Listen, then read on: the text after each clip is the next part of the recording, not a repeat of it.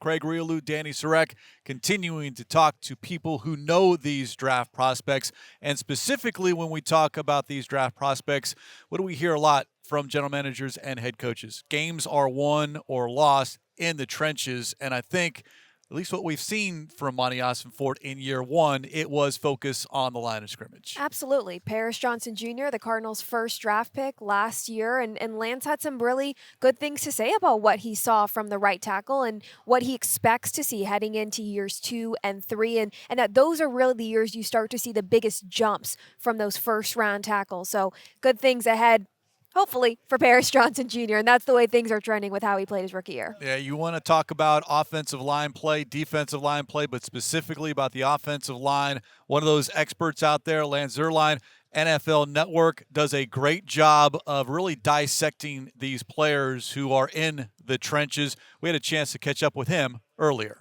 So before we talk about this year's draft class, I want to focus a little bit on last year's draft class because a year ago, you wrote about one pivotal rookie for each team that you thought needed to be pivotal going into 2023. I hope you have it with you because I do remember. And that rookie for the Cardinals was Paris Johnson Jr.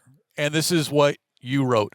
When rebuilding, it is always imperative that a team finds quality line play as quickly as possible. That's what you wrote before the season. What did you see from Paris Johnson Jr. during the season? I think I saw a lot of what I expected to see, which is growth.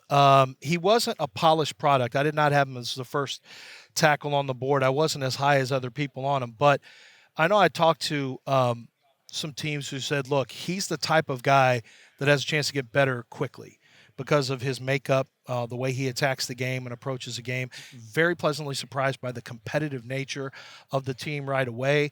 Paris Johnson, I thought, showed he had some bumps in the road in terms of some of the pass protection stuff, which I thought was normal because what he did at Ohio State is it's not necessarily going to always translate from a pass pro standpoint into the pros. You have to take different pass sets. The ball doesn't come out as fast. And with Kyler, you have to protect longer because he extends plays. But I thought he did a nice job of utilizing his measurables and his strengths, which are his traits, and then executing with those traits on the field. And it's hard to explain what it looks like, but you don't want to be a long arm guy who doesn't play with long arms. You know, you're late to your punch and you take your strengths and you minimize them. I thought he did a good job of maximizing what he does well. And now year 2 is where I expect to see a lot of growth. Year 2 and year 3 is where offensive linemen usually take big steps upward. So what did the fan base think of Paris Johnson Jr.? Fan base loved what he was able to do this season. I mean, he played every single offensive snap. Yeah. One of the few players, period, whether it was a rookie or a veteran, to start every single game this season. Yeah, that Monty handled the draft great. I mean, what he did with the Texans and really forcing the issue with the Texans and playing chicken with them on draft day was great. I thought Monty was masterful.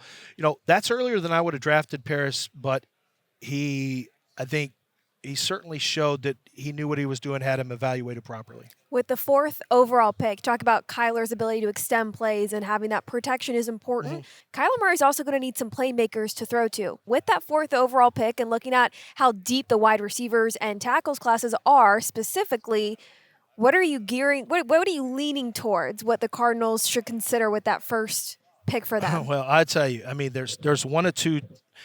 It could go trade or money again, where you move back and you keep adding to your draft capital so that you can maneuver around and get the guys you like. I don't think it'd be the worst idea in the world if the Giants got itchy for a quarterback and they went from 6 to 4.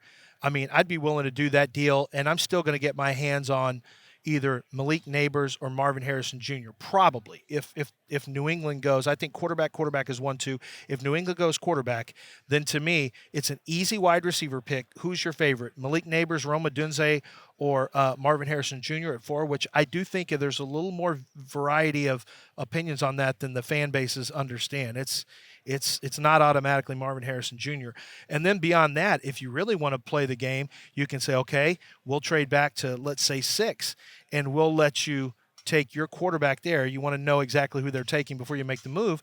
You pick up draft capital, maybe a second-round pick, and then that allows you to get your wide receiver at 6, either Neighbors or Marvin Harrison Jr. probably, and then you come flying up from the second round with your additional pick, maybe 2 seconds, and you go get a tackle.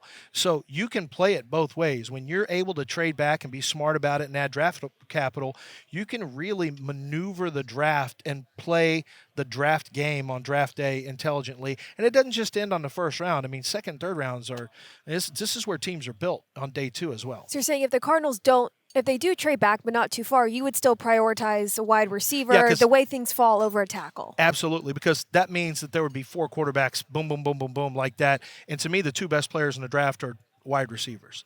I think Marvin Harrison Jr. and, for me, Malik Neighbors, those are the 2 best players in the draft. So, yeah, I get the best player in the draft who happens to be a huge position of need, and I'll lean on leveraging your need for a quarterback, like with the Texans when they had to do what they did. I'll leverage that to go get a draft pick out of you, and then maneuver around if I want to go handle another position of need. More line of scrimmage talk, but now on the opposite side. Defensive line, it's always hard to find that game wrecker, an Aaron Donald, a Chris Jones. But as far as where the Cardinals might be able to find some defensive line help to help that rotation, how do you see specifically the defensive line, maybe even the interior a little bit, as far as draft help for the Cardinals coming up this season? You're talking specifically along the interior or defensive end as well? I would go defensive end because pass rush is some spot that the Cardinals would also like some help at. I'm pulling up my big chart of all my grades here, and I'm trying to remember defensively what you're running over there. But I would say guys that I would look at from a depth standpoint would include Braden Fisk from Florida State, short arm guy, which I don't usually love, but he is a relentless motor. Just a relentless motor player who can get up the field, who you can find in day 2. I think from a pass rush standpoint, Chris Braswell from Alabama, I think is going to be a second-round player that was terrific at the Senior Bowl. That's another one in round 2 that I think would be a big benefit. In the third round, you can look at Mekhi Wingo as a 3 technique, a defensive lineman from LSU that does a little of everything, can stop the run, can rush the passer. And then another player that I like a lot is, if you want disruption, Michael Hall, who I think is going to have one of the most impressive combines. He is an undersized interior lineman at 287-ish pounds, but he is lightning quick. So like Kalijah Cansey last year, who was drafted by the Cincinnati Bengals out of Pitt, Michael Hall is that rare rush talent that you might not play him a lot on first and second downs, but when it's time to go get the quarterback, you can drop him in there, and most guards can't handle him. So I like to find disruptive players, guys who are making plays. And you talked about playmakers. Sometimes playmakers may not play on first. They may not play as many plays, but when they do, they're extremely effective. So put them in position to make the most plays. So those are just a few of the guys that I think you could take a look at from being disruptive playmakers. NFL.com, how many draft capsules have you written? How many do you plan to write ahead of I'm 340. Yeah, I'm 344 in this year. I will write between 485 and 500. And by the time it's all said and done, by the end of this draft, I've written over 5,000 draft profiles over the last 10 years. So it's a lot of work. That's why it used to be I could remember every player, and now I'm like, man, I got to go to my big board here to remind myself of third and fourth round guys now. Well, we appreciate the work because it is great background material for a lot of us, and I'm including ourselves as well in the fan base as far as trying to learn some of these players and then going back once the player is selected.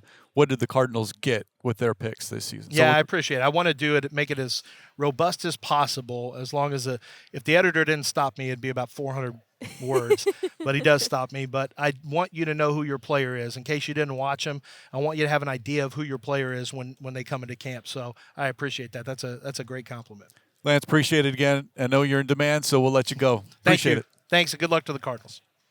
Did I hear him correct, Dani? More than 500 draft capsules he will be responsible for on NFL.com. That is wild. Very impressive. Dedicated to the craft. Crazy. And it does help, and I mentioned it to him off camera, that it is huge resource material for a lot of us. And yes, it is one person's opinion, but at least it gives you an idea of what the player has done and is projected to do. And I do think it gives you a sense of, okay, what the Cardinals are looking for in the second, third, fourth round, and then going back, all right, you get on that keyboard, type up the player's name, and that profile pops up. It also gives some insight, not just hearing from Lance, but a lot of these analysts we've talked to, of the different philosophies, of hearing some of them say, I would still go, you have to win in the trenches. I would really prioritize getting a tackle. And then we hear Lance say, even if the Cardinals do trade down a couple of spots, to prioritize a top wide receiver if that's available, just because of how good they are.